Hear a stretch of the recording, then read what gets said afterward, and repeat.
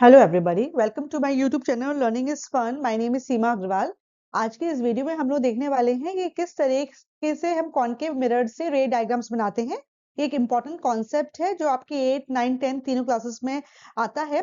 और इसमें हम लोग देखने वाले हैं क्या रूल्स हैं जिससे आपके कॉनकेव मिरर में इमेज बनती है। ठीक है, हमें 6 पोजीशन, जैसे आप इस डायग्राम में देख रहे हो, हमको 6 पोजीशंस में रे डायग्राम की प्रैक्टिस करनी पड़ती है। इससे रिलेटेड क्वेश्चन क्या कैसा आता है, इसमें पूछा जाता है कि ऑब्जेक्ट इस पोजीशन पे रखा है, तो बताओ कि इसकी इमेज किस पोजीशन बनेगी। फिर दूसरा पूछा जाता है कि नेचर ऑफ इमेज क्या होगा, मतलब इमेज आपकी रियल बनेगी कि वर्चुअल बनेगी। फिर ये या इरेक्ट बनेगी और या इन्वर्टेड बनेगी। और तीसरी चीज ये पूछी जाती है कि उसका साइज क्या होगा, मतलब स्मॉल इमेज बनेगी कि मैग्नीफाइड बनेगी कि डिमिनिश्ड इमेज बनेगी। तो इस तरह के क्वेश्चंस पूछे जाते हैं। साथ साथ कभी कभी क्वेश्चंस में हमको रे डायग्राम ड्रॉ करने के लिए भी आ जाता है, जैसे आप देख रहे हो इस पिक्चर में। इस तरीके से हमको अलग अलग पोजीशन में रे डायग्राम ड्रॉ करना पड़ेगा। तो रे डायग्राम को ड्रॉ करने के पहले हम रूल्स सीखते हैं कि कॉनकेव मिरर में जब रे डायग्राम बनाते हैं तो क्या रूल्स होते हैं। और उसके बाद हम पूरी 6 पोजीशंस पे देखेंगे किस तरह से इमेज बनती है, उसका नेचर क्या होता है, साइज क्या होता है और पोजीशन क्या होती है इमेज की। ठीक है, तो चलिए आज स्टार्ट करते हैं आज का वीडियो। अब पहली बात तो कॉनकेव मिरर आप जानते ही हो क्या होता है। कॉनकेव मिरर वो मिरर होता है जिसके केव साइड पे, मतलब जो हॉलो साइड है, जो आप देख रहे हो ना, हॉलो साइड पे जो होता है वो रिफ्लेक्शन होता है। इसकी जो बाहर उभरी हुई साइड है, जो बल्जिंग साइड है, वो पॉलिश रहती है। और अंदर वाली जो साइड होती है, जो केव की तरह होती है, उससे आपकी लाइट रे टकराती है और फिर आपका रिफ्लेक्ट बैक हो जाती है और फिर जाके इमेज बनती है। तो जब हॉलो साइड होती है रिफ्लेक्शन की, तो उसको फिर हम कॉनकेव मिरर कहते हैं। तो चलिए स्टार्ट करते हैं कि पहले तो रूल्स देखते हैं कि रूल्स क्या है रे डायग्राम ड्रॉ करने के, और उसके बाद हम इसके डायग्राम्स को ड्रॉ करना सीखेंगे। और हम nature of image, position of image और साइज ऑफ इमेज स्टडी करेंगे हर एक केस में। ठीक है, चलिए। सबसे पहला रूल क्या है for making ray diagrams for concave mirror. सबसे पहला रूल ये बोलता है a ray parallel to the principal axis will pass through the principal focus after reflection. देखो, प्रिंसिपल एक्सिस क्या है, प्रिंसिपल एक्सिस ये वाली लाइन है ना, ये वाली जो लाइन है इसको प्रिंसिपल एक्सिस कहते हैं। ये जो सी से लेके पी तक है, वो लाइन जो फोकस और पोल को जोड़ती है वो प्रिंसिपल एक्सिस कहलाती है। इसी को हमने पीछे तक एक्सटेंड कर दिया है।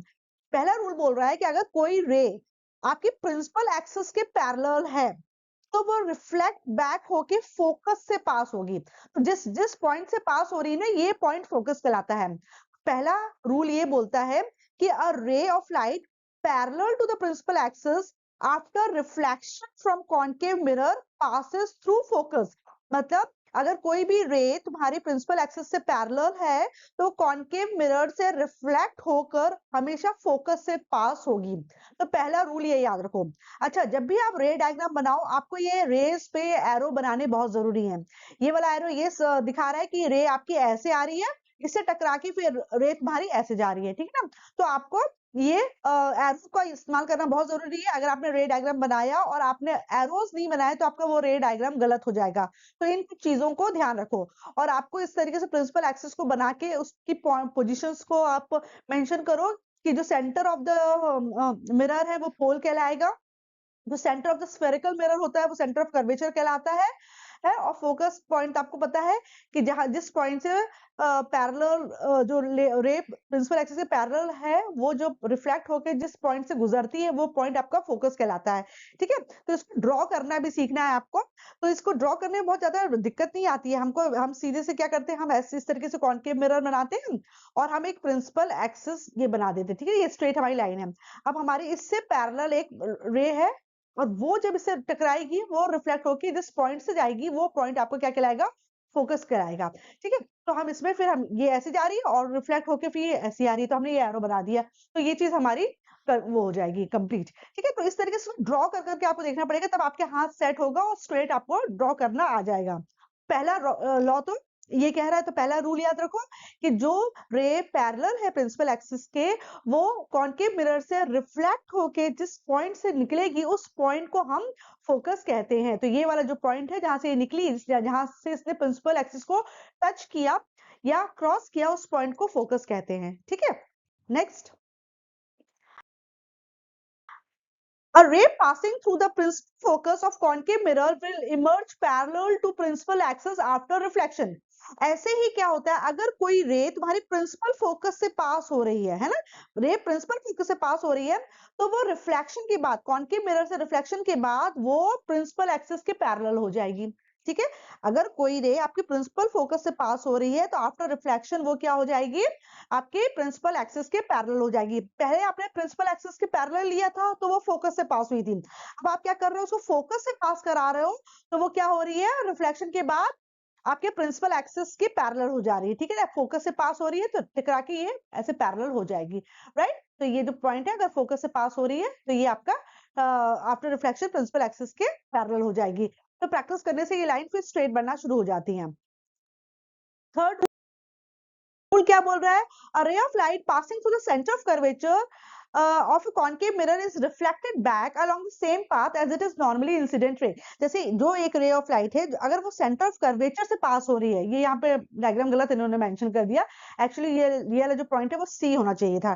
ठीक है ना, यानी कि अगर आप ये ऐसे ड्रॉ कर रहे हो और आपका ये प्रिंसिपल एक्सिस है, और अगर आपका ये सेंटर, आपके ये लाइन जा रही है, रे ऑफ लाइट जा रही है, ठीक है, अगर ये सेंटर ऑफ कर्वेचर है तो जिस रास्ते से तुम्हारी लाइट गई है उसी रास्ते से वापस लौट जाएगी, रिफ्लेक्ट बैक हो जाएगी, सेम सेम उसमें हो जाएगी। फिर से अगर देखें इसको, ऐसा अगर हम ड्रॉ कर रहे हैं इसको, और ये अगर सेंटर ऑफ कर्वेचर है तो इसी रास्ते से ये लौट जाएगी। ठीक है, मतलब जो जिस रास्ते से ये आ रही है उसी रास्ते से रिफ्लेक्ट बैक हो जा रही है, तो इस पॉइंट को हम सेंटर ऑफ कर्वेचर कहते हैं। तो एक्चुअली यहाँ पे इनको सेंटर ऑफ कर्वेचर लिखना चाहिए। ठीक है, ये सेंटर ऑफ कर्वेचर है।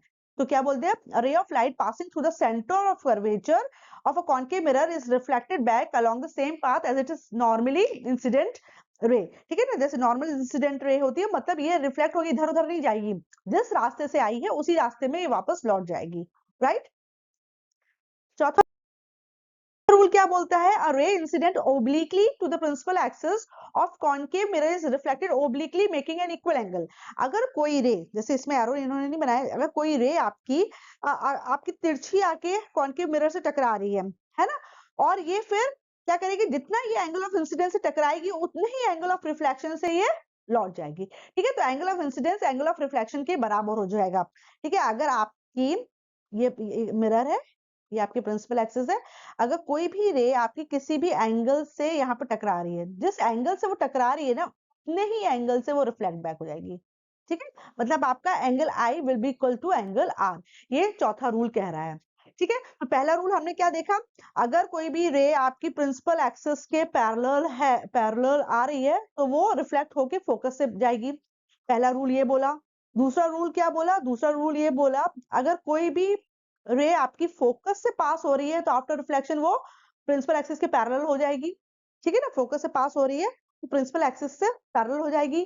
तीसरा रूल क्या बोला, अगर कोई रे आपकी सेंटर ऑफ कर्वेचर से पास हो रही है तो वो जिस रास्ते से आई है उसी रास्ते में सेम वो लौट जाएगी, ये तीसरा रूल बोल रहा है। और चौथा रूल आप क्या बोल रहा है, चौथा रूल ये बोल रहा है, अगर कोई रे ऑफ लाइट किसी पॉइंट पे इंसिडेंट हो रही है तो जितना एंगल ऑफ इंसिडेंस बना रही है उतना ही एंगल ऑफ रिफ्लेक्शन बनेगा, राइट। तो ये चार रूल्स हमको याद रखने पड़ते हैं जब हम रे डायग्राम ड्रॉ करते हैं। तो चलिए अब हम हर एक केस देखते हैं कि अगर ऑब्जेक्ट को आप अलग अलग पोजीशन पे रखते हो तो किस तरीके से आपका रे कहाँ बनती है, उसकी पोजीशन क्या होती है, किस प्रकार की रे बनती है, मतलब उसका नेचर ऑफ इमेज क्या होता है, रियल होती है कि वर्चुअल होती है, फिर वो अपराइट होती है या इन्वर्टेड होती है, और तीसरी चीज कि उसका साइज क्या होता है, स्मॉल, डिमिनिश्ड या मैग्नीफाइड, लार्ज क्या होती है, ये हम देखने वाले हैं। सबसे पहला केस क्या है, when object is at infinity. ठीक है ना, आपका ऑब्जेक्ट क्या है, इन्फिनिटी पर रखा है, मतलब ऐसे सूरज की जो किरणें आ रही हैं, जब भी कोई भी ऑब्जेक्ट इन्फिनिटी पे रखा होता है। अच्छा, जब भी हम रे डायग्राम लेते हैं ना, हम दो रेज को लेते हैं, दो रेज इसलिए लिए आ जाती है ताकि जहां पे वो रेज जाके इंटरसेक्ट करेगी ना, वहां पे इमेज की पोजीशन बनती है। तो जो हमने चार रूल्स पढ़े ना, उसमें से कोई भी तुमने दो इमेज ले ली, इसमें से दो कोई भी दो रेज आप ले लोगे। ठीक है, तो सबसे पहली बात क्या है, जब ऑब्जेक्ट आपका इन्फिनिटी पे है, हमेशा याद रखो जब भी ऑब्जेक्ट इन्फिनिटी पे है तो वहां से पैरेलल रेज आएंगी। और ये किस तरीके से डायग्राम बनता है, पैरेलल रेज आ रही है कॉनकेव मिरर से किसी एक एंगल पे टकरा रही हैं, जितने एंगल से टकरा रही है उतने ही एंगल से रिफ्लेक्ट हो जा रही है, मतलब आई इक्वल टू आर हो रहा है। ये पहली रे के साथ हुआ। उसी तरीके से ये दूसरी रे है जो ए डैश, वो आके आपकी कॉनकेव मिरर पे टकराई और फिर वो रिफ्लेक्ट हो गई, तो जितना ही इसका एंगल आई होगा उतना ही एंगल आर होगा। अब जहां दोनों रेज आफ्टर रिफ्लेक्शन आके मीट हो रही हैं या इंटरसेक्ट हो रही हैं, इस पोजीशन पे आपकी इमेज बनती है ना। तो आप देख रहे हो कि इस पॉइंट पे आपकी दोनों रेज आफ्टर रिफ्लेक्शन मीट हो रही है। देखो दोनों रेज में इन्होंने डायग्राम एरो बनाया है कि ये रे ऐसी आई, रिफ्लेक्ट होके ऐसी चली गई, फिर ये रे ऐसी आई और रिफ्लेक्ट होके ऐसी चली गई। जिस पॉइंट पे ये मिली, उस पॉइंट पे, जिस पॉइंट में इंटरसेक्ट हुई, उस पोजीशन पे आपकी इमेज बनेगी।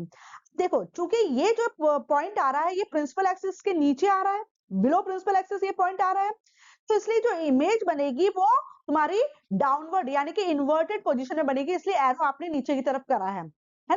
अगर प्रिंसिपल एक्सिस के नीचे इमेज बनती है तो हमेशा इमेज का जो एरो होता है वो उल्टा होता है। इसका मतलब क्या है कि जो इमेज है वो इन्वर्टेड बनी है। दो वर्ड आते हैं, एक वर्ड होता है अपराइट और दूसरा होता है इन्वर्टेड। ठीक है, अपराइट दो शब्द आते हैं, आप देखना अपराइट लिखा होगा, अपराइट को ही हम इरेक्ट बोलते हैं, है ना। और दूसरा शब्द होता है इन्वर्टेड, इन्वर्टेड इमेज बनी है। अपराइट इमेज का मतलब अगर ऑब्जेक्ट ऐसा रखा था तो उसकी इमेज भी ऐसी बनी, तब इसको हम अपराइट और इरेक्ट बोलते हैं। अगर ऑब्जेक्ट ऐसा रखा था और उसकी इमेज उल्टी बनी तो इसको हम इन्वर्टेड कहते हैं। जब भी आपकी इमेज आपकी प्रिंसिपल एक्सिस के नीचे बनती है तो हमेशा इमेज आपकी इन्वर्टेड बनती है, मतलब उल्टी बनेगी। मतलब ऑब्जेक्ट आपका ऐसा रखा होगा, ऑब्जेक्ट इन्फिनिटी पे ऐसा होगा, लेकिन उसकी इमेज क्या बनी, उल्टी बनी। ठीक है, तो इसमें हमने क्या देखा, अच्छा पोजीशन क्या होती है, किस पोजीशन में बनेगी, जब भी ऑब्जेक्ट इन्फिनिटी पे आता है तो उसकी जो इमेज बनती है वो हमेशा फोकस पे बनती है। जिस पॉइंट पे ये दोनों रेज मीट हो रही होंगी ना, वो इस तुम्हारे कॉन्केव मिरर का फोकस होगा, फोकस पे इमेज बनेगी। आपको याद रखना है, जब ऑब्जेक्ट आपका इन्फिनिटी पे होता है तो इमेज आपकी फोकस पे बनती है। पहली बात, नेचर क्या होगा, रियल और इन्वर्टेड होगी। रियल और इन्वर्टेड क्या होती है, रियल इमेज क्या होती है, रियल इमेज वो इमेज होती है जो आप स्क्रीन में ले सकते हो, वर्चुअल इमेज वो होती है जो आप स्क्रीन में नहीं ले सकते हो। ठीक है, और दूसरा पॉइंट क्या है, इन्वर्टेड है, यानी कि हमेशा उल्टी इमेज बनेगी, मतलब बिलो प्रिंसिपल एक्सिस बनेगी, इसलिए आपके नेचर में आप रियल और इन्वर्टेड लिख दोगे। पॉइंट साइज और हाईली डिमिनिश्ड, एक्चुअली जो ऑब्जेक्ट इन्फिनिटी पे लग रहा है, सूरज है, सूरज तो बहुत है, उसके मुकाबले ये जो साइज है वो बहुत छोटा कहलाएगा, इसलिए हमने साइज को बोला कि पॉइंट साइज के बराबर या बहुत ही छोटी हाईली डिमिनिश्ड इमेज बनेगी। ठीक है, तो आपको क्या याद रखना है कि जब ऑब्जेक्ट आपका इन्फिनिटी पे होगा तो इमेज आपकी फोकस पे बनेगी, नेचर क्या होगा इमेज का, रियल रहेगी और इन्वर्टेड रहेगी, और आपका जो साइज होगा पॉइंट साइज होगा या वेरी डिमिनिश्ड होगा। तो ये इसका पूछा जाएगा। ठीक है, तो क्वेश्चन पूछ लिया जाएगा कि when object is at infinity where the image will be formed, what will be the nature of image and what will be the size of image। तो आपको ये तीनों चीजें आपको याद रखनी पड़ेगी, और कभी कभी रे डायग्राम भी ड्रॉ करने को दे दिया जाता है तो आपको इस तरीके से करना है। आपको ध्यान रखना पड़ेगा, जब आप इन्फिनिटी पे ऑब्जेक्ट है तो आपको इस तरीके की दो रेज लेनी है जो किसी एंगल पर आके कॉन्केव मिरर से टकराएंगी, जितना उनका एंगल ऑफ इंसिडेंस होगा उतना ही उनका एंगल ऑफ रिफ्लेक्शन होगा। उसी तरीके से आप दूसरी रेस के केस में भी कर लोगे, जितना एंगल ऑफ इंसिडेंस होगा उतना ही एंगल ऑफ रिफ्लेक्शन होगा। जहां दोनों रेज रिफ्लेक्ट होके मीट करेंगे, अगर इसको तुम आगे प्रोड्यूस कर दो तो एक तरीके से इस जगह इस पॉइंट पे ये इंटरसेक्ट हो रही है, तो जिस पॉइंट पे जाके वो इंटरसेक्ट करेंगे वहां पर तुम लाइन खींच के एरो बना दो। एरो नीचे की तरफ कब बनेगा, जब प्रिंसिपल एक्सिस के नीचे वो पॉइंट आ रहा है। ठीक है, मतलब वो जो रेस आफ्टर रिफ्लेक्शन मीट हो रही है प्रिंसिपल एक्सिस के बिलो, तो एरो का जो हेड होगा वो नीचे की तरफ होगा। ठीक है, तो 6 जो केस हम पढ़ने वाले हैं उसमें 5 में से तो तुम्हारी जो इमेज होगी वो उल्टी इन्वर्टेड ही बनेगी, मतलब बिलो प्रिंसिपल एक्सिस ही वो पॉइंट आने वाला है, सिर्फ एक पोजीशन में आपकी अपराइट या इरेक्ट इमेज बनेगी। ठीक है, तो हम देखते हैं, तो पहला वाला पोजीशन समझ में आ गया कि जब ऑब्जेक्ट इन्फिनिटी पे होता है तो इमेज की पोजीशन फोकस होती है, उसका नेचर जो होता है रियल और इन्वर्टेड होता है, और साइज बहुत ही छोटा होता है, हाईली डिमिनिश्ड पॉइंट साइज, क्योंकि सूरज को कल्पना करो कि सूरज से रेज आ रही है तो उसके मुकाबले ये जो साइज है ना के बराबर है। राइट, नेक्स्ट सेकंड केस क्या है, जब ऑब्जेक्ट इज बियॉन्ड सी, मतलब सी कहाँ है ये, राइट, सी की पोजीशन कहाँ है, ये सी है आपका, ये पोजीशन सी है, आपका ऑब्जेक्ट सी के पीछे रखा है। जब सी के पीछे रखा है मतलब सेंटर ऑफ कर्वेचर के बियॉन्ड रखा है, पीछे आपका ये ऑब्जेक्ट रखा है, तो ऑब्जेक्ट आपने प्रिंसिपल एक्सिस के ऊपर रखा, तो ऑब्जेक्ट का एरो हमेशा ऊपर की तरफ बनता है। ठीक है, अब इससे हमने दो रेज ली, क्या एक रे क्या ली हमने, प्रिंसिपल एक्सिस की पैरेलल, ये पैरेलल रे जा रही है प्रिंसिपल एक्सिस के। अब तो ये क्या हो गया आपको, हाँ आपको पता है कि जब भी रे प्रिंसिपल एक्सिस के पैरेलल जाती है तो रिफ्लेक्ट होने के बाद फोकस से पास होगी, तो देखा फोकस से पास हो गई, ठीक है। फिर हमने दूसरी रे क्या की, हमने दूसरी रे वो ली जो सेंटर ऑफ कर्वेचर से पास हो रही है, तो सेंटर ऑफ कर्वेचर से अगर कोई रे पास होती है तो वापस उसी रास्ते लौट जाती है, ये हमने रूल देखा था। तो हमने दूसरी रे को सेंटर ऑफ कर्वेचर से पास किया और उसी रास्ते से इसको रिफ्लेक्ट कर लिया। पहली वाली रे का रिफ्लेक्शन है ये और दूसरी वाली रे का रिफ्लेक्शन है ये, जहां पे दोनों रेज रिफ्लेक्ट होके मीट कर रही हैं वो पॉइंट हो गया ए डैश, ठीक है। तो मतलब इस ए डैश पॉइंट को हम प्रिंसिपल एक्सिस से जोड़ देंगे और उसको बी डैश कर देंगे, तो जो इमेज बनेगी वो आपकी इस जगह पे बन रही है, क्योंकि ये बिलो द प्रिंसिपल एक्सिस बन रही है इसलिए एरो देखो उल्टा है, ऑब्जेक्ट का एरो ऊपर की तरफ है और जबकि इमेज का एरो जो है वो नीचे की तरफ है, यानी कि आपकी जो इमेज बनी वो इन्वर्टेड उल्टी बनी। दूसरी बात, इसकी पोजीशन क्या बनी, अगर ऑब्जेक्ट तुम्हारा सी के पीछे रखा है, बियॉन्ड सी है, तो तुम्हारी जो इमेज बन रही है वो एफ और सी के बीच में बन रही है ना। तो ये एफ और सी के बीच में इमेज बन रही है ना, ए डैश बी डैश की पोजीशन क्या है, एफ और सी के बीच में, तो तुम्हारी जो इमेज की जो पोजीशन आती है वो बिटवीन एफ और सी आती है। नेचर ऑफ द इमेज क्या होता है, रियल इमेज है, जब भी तुम्हारी in front of the mirror image बनेगी तो वो रियल कहलाएगी।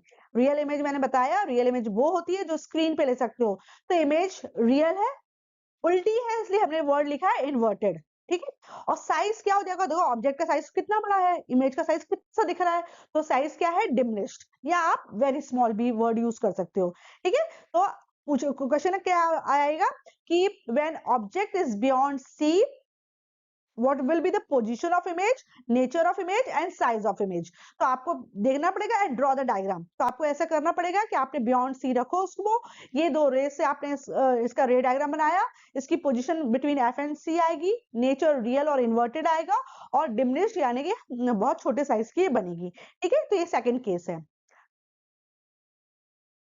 थर्ड केस क्या है, व्हेन ऑब्जेक्ट इज एट सी, जब ऑब्जेक्ट तुम्हारा सी पे रखा है, तो ये सी पोजीशन है, सी पॉइंट है, यहाँ पे तुम्हारा ऑब्जेक्ट रखा है, इसका एरो ऊपर दिख रहा है, ठीक है, ये ऑब्जेक्ट रखा है। अब तुमने क्या किया, पहली रे ले ली प्रिंसिपल एक्सिस के पैरेलल, हमने देखो सब रेज में हम एरो बना रहे हैं, प्रिंसिपल एक्सिस में हमने एरो नहीं बनाया, बाकी हमने रेज पे हम एरो बना रहे हैं ताकि ये दिखा सकें कि रेज ऐसी आ रही है और टकरा के ऐसी जा रही है, फिर ये रेज ऐसी आ रही है और टकरा के ऐसी आ रही है। तो आपको अगर रे डायग्राम ड्रॉ करोगे तो उसके एरोज जरूर बनाना, वरना वो रे डायग्राम गलत हो जाएगा, ठीक है। तो पहला हमने रे ली प्रिंसिपल एक्सिस के पैरेलल, और हमें पता है जब भी रे प्रिंसिपल एक्सिस के पैरेलल होती है वो रिफ्लेक्ट होने के बाद फोकस से पास होगी, तो देखो ये फोकस से पास हुई। फिर दूसरी रे हमने क्या ली, दूसरी रे हमने ऐसी ली जो फोकस से पास हो रही है, और हमें पता है जब रे फोकस से पास होती है तो रिफ्लेक्ट होने के बाद वो प्रिंसिपल एक्सिस के पैरेलल हो जाती है, तो देखो ये प्रिंसिपल एक्सिस है, इसके पैरेलल हो गई, ठीक है। तो दो रे, तो आपको ये याद रखना है कौन से डायग्राम में हमें कौन सी दो रेज लेनी है। जब ये वाली पोजीशन होती है, जब ऑब्जेक्ट सी होती है, तो हमको कौन सी रे लेनी है, एक रे तो हमको प्रिंसिपल एक्सिस के पैरेलल लेनी है जो रिफ्लेक्ट होकर फोकस से जाएगी, दूसरी रे हम वो लेंगे जो फोकस से पास होगी और जो रिफ्लेक्शन के बाद प्रिंसिपल एक्सिस के पैरेलल हो जाएगी। पहली रिफ्लेक्टेड रे और दूसरी रिफ्लेक्टेड रे जिस पॉइंट पे मिल रही है वहां पे इमेज बनेगा, और ये पॉइंट पता कहाँ आएगा, अगर ऑब्जेक्ट सी पे रखा है तो इमेज भी तुम्हारी सी पे ही बनेगी, ठीक है। लेकिन क्योंकि ये इमेज प्रिंसिपल एक्सिस के नीचे बन रही है इसलिए इमेज क्या होगी, इन्वर्टेड होगी, इसलिए एरो आपका इमेज का नीचे की तरफ आएगा, इन्वर्टेड आएगा। क्योंकि एक मिरर के सामने बन रही है इसलिए इस इमेज को रियल बोलेंगे, ठीक है। तो पोजीशन हो गई सी, नेचर क्या हो गया इमेज का, रियल और इन्वर्टेड, और साइज भी देखना, जितना ऑब्जेक्ट साइज होगा उतने ही इस इमेज का साइज होगा, तो साइज क्या होगा, same size as that of object, ठीक है। तो जब थर्ड पोजीशन, जब ऑब्जेक्ट तुम्हारा सेंटर ऑफ कर्वेचर पे रखा होता है तो जो इमेज बनती है वो आपकी सेंटर ऑफ कर्वेचर पे ही बनती है, रियल और इन्वर्टेड बनती है, और इसका साइज भी सेम रहता है जितना ऑब्जेक्ट का साइज है, ठीक है। ये थर्ड पोजीशन है। Next, when object is placed between f and c, जब ऑब्जेक्ट तुम्हारा f मतलब फोकस और सेंटर रखा है, ठीक है, ये ऑब्जेक्ट आपका रखा है, ये ए बी ऑब्जेक्ट रखा है, फोकस और सेंटर ऑफ कर्वेचर का। पहली रे क्या ले रहे हो तुम, पहली रे ले रहे हो जो प्रिंसिपल एक्सिस के पैरेलल है, ये रिफ्लेक्ट होके फोकस से पास होगी, ठीक है, ये फोकस से पास हो गई। फिर दूसरी रे आप ऐसी ले रहे हो जो आपकी सेंटर ऑफ कर्वेचर से पास हो रही है, मतलब अगर आप बैकवर्ड प्रोड्यूस करोगे तो ये सेंटर ऑफ कर्वेचर से पास होगी, तो आपको पता है जब सेंटर ऑफ कर्वेचर से कोई रे पास होती है तो उसी रास्ते वो रिफ्लेक्ट हो जाती है, तो उसकी रिफ्लेक्टिंग जो रे होगी, रिफ्लेक्टेड रे होगी, वो ऐसी बनाएंगे हम, ठीक है। जहां पे तुम्हारी पहली रे आफ्टर रिफ्लेक्शन और दूसरी रे आफ्टर रिफ्लेक्शन आके मिल रही है, उस पॉइंट पे तुम्हारी इमेज बनेगी। ये पॉइंट आपको बिलो प्रिंसिपल एक्सिस मिलेगा, तो ये तो बिलो प्रिंसिपल एक्सिस मिलेगा, तो इसलिए इमेज तो इन्वर्टेड हो जाएगी। In front of the mirror बनेगा, इसलिए रियल हो जाएगी। इसकी पोजीशन क्या हो जाएगी? Beyond C. अगर सी और एफ के बीच में रखा है ऑब्जेक्ट, उसकी इमेज आपकी सी के पीछे बनेगी, यानी कि बियॉन्ड सी बनेगी। आप देख रहे हो कि साइज इमेज का बढ़ गया है, तो साइज क्या हो गया? एनलार्ज हो गया है, राइट। तो जब ऑब्जेक्ट तुम्हारा एफ और सी के बीच में होता है, तो इमेज तुम्हारी बियॉन्ड सी बनती है, रियल और इन्वर्टेड बनती है, लेकिन साइज अब एनलार्ज हो जाता है, मतलब साइज बढ़ गया है इसका। ठीक है, अभी तक आपने डिमिनिश्ड, स्मॉल, वेरी स्मॉल देखिए, अब आपका सेम साइज के बाद ये क्या आ जाएगा? आपका एनलार्ज्ड। फिफ्थ पोजीशन क्या है? When object is placed at focus. अगर ऑब्जेक्ट तुम्हारा फोकस पे रखा है ये ऑब्जेक्ट फोकस पे रखा है, तो कहाँ इमेज कैसे बनेगी? तो पहली तो रे आप लो प्रिंसिपल एक्सिस के पैरेलल, जो रिफ्लेक्ट होके आपकी फोकस से ही पास हो जाएगी। दूसरी आप रे लोगे जो सेंटर ऑफ कर्वेचर से पास होगी, अगर आप बैकवर्ड प्रोड्यूस करोगे सेंटर ऑफ कर्वेचर से पास होगी, तो रिफ्लेक्ट बैक होके भी सेंटर ऑफ कर्वेचर के पास ही हो जाएगी।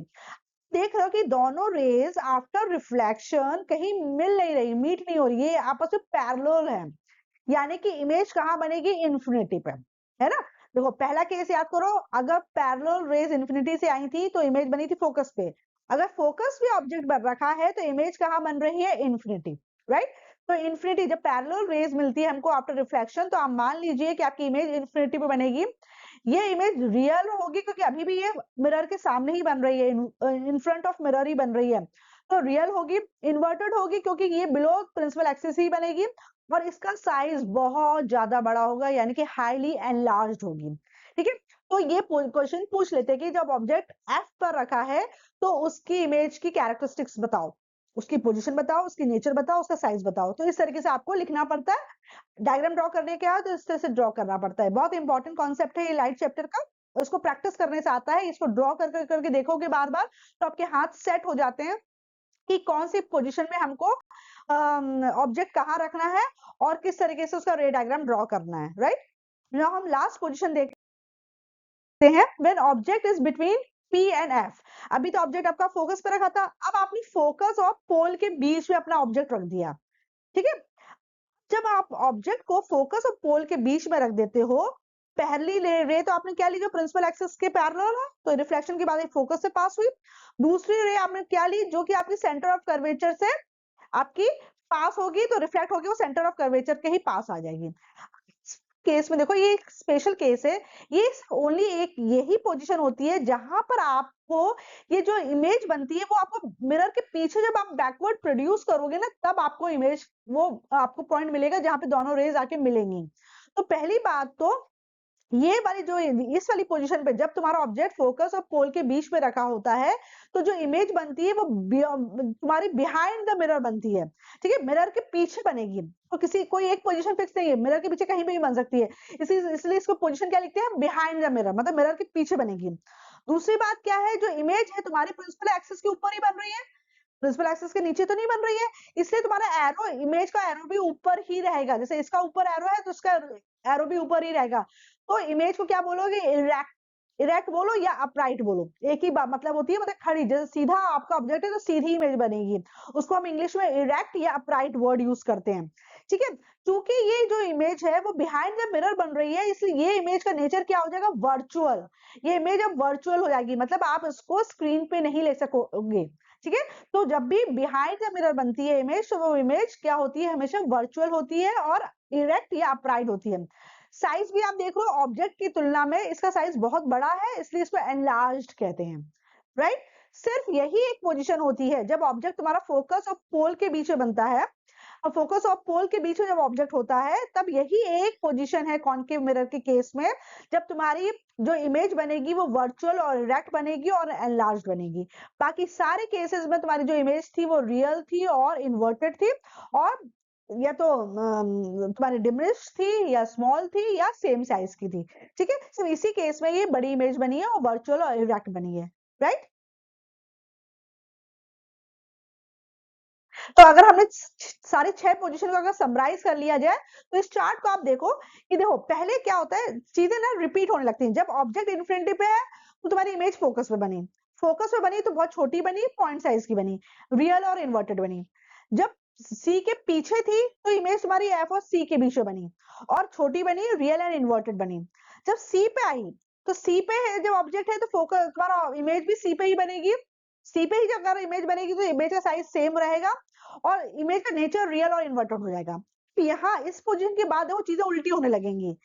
तुमने जब सी और एफ के बीच में जब ऑब्जेक्ट रखा तो बियॉन्ड सी, देखो जब ऑब्जेक्ट बियॉन्ड सी था तो इमेज बिटवीन एफ एंड सी बनी, लेकिन जब ऑब्जेक्ट तुमने सी एंड एफ के बीच में रखा तो तुम्हारी इमेज बियॉन्ड सी बनी, राइट। देख लो अब ये अपोजिट हो गया। अगर तुम्हारी ऑब्जेक्ट की position between C and F है तो इमेज तुम्हारी बियॉन्ड सी बन रही है और इस केस में डिमिनिश्ड की जगह इमेज क्या हो जाएगी, एनलार्ज्ड हो जाएगी, लेकिन नेचर अभी भी रियल और इन्वर्टेड ही रहेगा। जब फोकस पे रखा तो इमेज में इंफिनिटी बनी, जब इंफिनिटी पे थी तो इमेज फोकस पे बन रही थी, तो जब फोकस पे रखोगे ऑब्जेक्ट को तो इमेज हमारी इंफिनिटी पे बनेगी और इस केस में ये हाईली एनलार्ज हो जाएगी। मतलब इसका अपोजिट, यहाँ इस वाली फर्स्ट वाले केस में हाईली डिमिनिश्ड थी तो इस वाले केस में ये हाईली एनलार्ज हो जाएगी, रियल और इन्वर्टेड ही रहेगी। तो देखो 5 पोजीशन में तो तुमको आंख बंद करके रियल एंड इन्वर्टेड लिख देना है, ठीक है। फिर साइज ऑफ द इमेज का याद रखो कि पहले हाईली डिमिनिश्ड, फिर डिमिनिश्ड, फिर सेम साइज। जैसे सेम साइज आई अब साइज बढ़ने लगेगा तो एनलार्ज, हाईली एनलार्ज, ठीक है। और इसी तरीके आप पोजीशन भी देखो, अगर सबसे पहले फोकस पे बन रही है, फिर एफ एंड सी पे बनी, फिर सी पे बनी, फिर तुम्हारी सी के पीछे हो जाएगी, फिर इंफिनिटी पे हो जाएगी, ठीक है। तो इस तरीके से हम चार्ट को याद करते हैं। लास्ट पोजीशन क्या है, जब तुम्हारा ऑब्जेक्ट पी और एफ के बीच में रखा है, तो ये पोजीशन थोड़ी सी अलग पोजीशन होती है। जब ऑब्जेक्ट हमारा पोल और फोकस के बीच में रखता है तो इमेज हमेशा बिहाइंड द मिरर बनती है, बाकी सारी in front of the mirror बनी थी, ये बिहाइंड द मिरर बनी, एनलार्ज्ड यानी बड़ी इमेज बनी। और दूसरा, चूंकि बिहाइंड द मिरर थी इसलिए इमेज रियल की जगह क्या हो गई, वर्चुअल हो गई। और अब ये प्रिंसिपल एक्सिस के ऊपर बनती है इमेज, इसलिए इमेज इरेक्ट यानी कि अपराइट हो जाती है, ठीक है। कॉन्केव मिरर के केस में ये 6 पोजीशंस हैं। ये आपको थ्योरेटिकल रूप में भी पूछा जा सकता है कि बस आपको सिर्फ लिखना पड़ेगा कि पोजीशन क्या है, साइज क्या है, नेचर क्या है। कभी कभी डायग्राम भी ड्रॉ करने को आ जाता है, तो इन डायग्राम्स की आपको प्रैक्टिस करनी पड़ेगी। आप जितना ड्रॉ करोगे आपके हाथ सेट हो जाएंगे। आपको वो जो रूल्स मैंने रे डायग्राम के बताए हैं 4, वो रूल्स याद रखते हुए आपको दिमाग में ये बैठाना पड़ेगा कि किस पोजीशन में हमको कौन सी 2 रेज लेनी है और उसको कहां से पास करवाना है ताकि आपकी इमेज बन जाए। रे डायग्राम जब भी बनाओगे एरोस का बनाना बहुत जरूरी है, अगर एरो आप नहीं बनाओगे तो आपका रे डायग्राम गलत माना जाएगा, ठीक है। और आपको रे डायग्राम में मेन पोजीशन यानी कि सेंटर ऑफ कर्वेचर, फोकस और पोल की पोजीशन आपको मेंशन करनी पड़ेगी क्लियरली, राइट। यूज क्या है कॉनकेव मिरर का, आप सभी जानते हो, used in torches, search lights and vehicles headlights to get powerful parallel beam of light. आप जो कॉनकेव मिरर का इस्तेमाल करते हो अपनी टॉर्च में, यस, जो सर्च लाइट होती है ना, कुछ ढूंढना हो कहीं, जैसे खदान वगैरह में कुछ ढूंढना होता है, खान वगैरह में, या व्हीकल्स में जो हेडलाइट होती है ना वो हमेशा कॉनकेव मिरर में होती है। क्यों? क्योंकि कॉनकेव मिरर में क्या होता है कि जो तुम्हारी एक पैरेलल बीम ऑफ लाइट मिलती है हमको, जो कि तेज रोशनी फेंकती है, दूर तक फेंकती है, तो हमको दूर तक आपका जो रोड है वो उसमें रोशनी दिखती है और हम आराम से अपनी गाड़ी अंधेरे में चला सकते हैं। Concave mirrors are used by dentist to see large image of teeth of patients.